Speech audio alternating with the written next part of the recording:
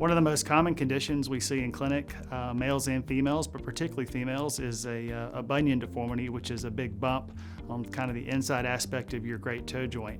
Oftentimes there's a strong genetic predisposition to having a bunion. Sometimes it can be related to wearing very narrow shoes for a long period of time.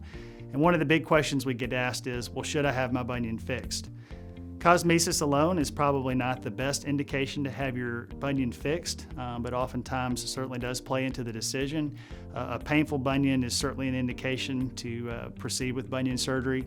And also, if the bunion has progressed that you develop any lesser toe deformity, particularly the second toe, that's a bunion that we oftentimes will recommend surgical treatment for.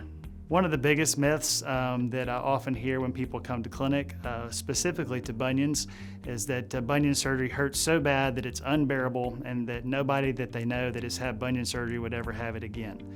Although surgery does cause some pain, we're able to, with our anesthesia team, almost always provide regional anesthesia, preoperative nerve blocks, and a variety of modalities that really control the pain specific to bunion surgery and any lower extremity surgery at all. Bunion surgery has certainly advanced a lot in the past several years. A lot of marketing with Lapiplasty, MIS bunions. There are a variety of techniques which we offer patients just depending on the severity of their deformity. These are all surgeries that we perform and that I perform and that I really enjoy doing.